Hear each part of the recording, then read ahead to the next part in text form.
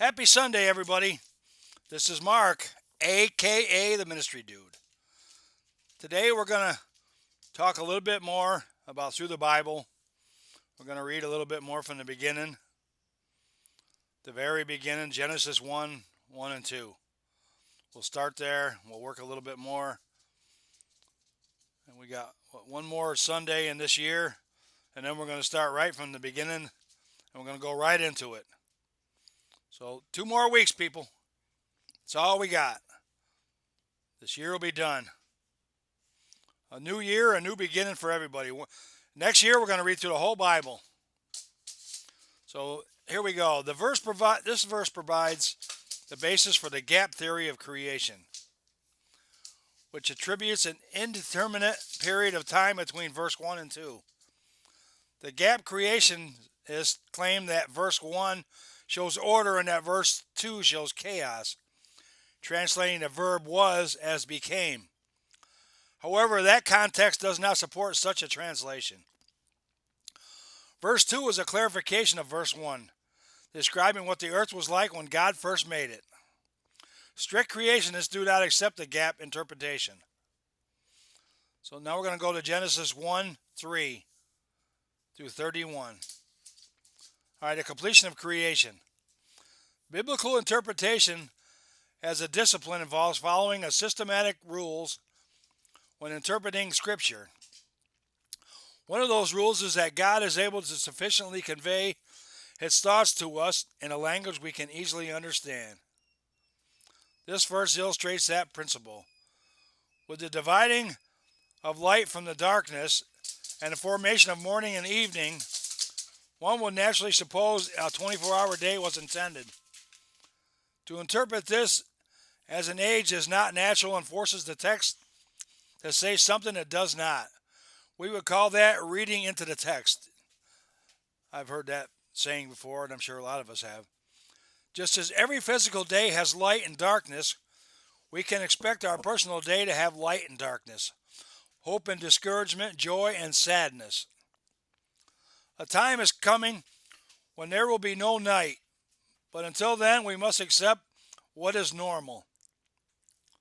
During the day we work, at night we watch, we sleep. Every hour has its duty.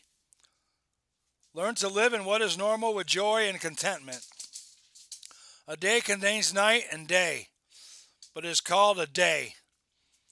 A child of God has goodness and sin within him, but he is not called a sinner, he is called a saint. Just as a day and a night is named after its predominant quantity, a Christian is named after his predominant quality. We're not created as sinners, we're created as saints. We just became sinners. I'll read a little bit more here. 1:14 through 19. This is where the Big Bang Theory explodes. God did it all in 6 days, not over millions or billions of years. Sound scholars agree that the word our and making man in our image must certainly refer to the Trinity. Let's talk a little bit about the fall of Satan. This is from Isaiah 14:12 through 17. The parallels Christ's description in Luke 10:18 of Satan's fall. The author believes the fall occurred following the creation of man, whom Lucifer perceived as his rival, thus his enemy. The Ezekiel passage you will read next clearly and strongly applies that he had the earth as his dwelling place, and that he also had access to the throne of God. Now we'll talk about a little bit more about the fall of Satan. This is addressed to the king of Tyre, but the superhuman references must apply to a non-human being. Most conservative scholars believe it refers to Lucifer, Satan as we know him, whereas the prince or ruler of verse 1 refers to Tyre's leader. The king of verse 11 refers to the power behind the ruler, which is Satan. Ezekiel very clearly saw the evil resident in the prince and gave us one of the most complete pictures of Satan in all of Scripture. Lucifer enjoyed the presence of the Garden of Eden for some time.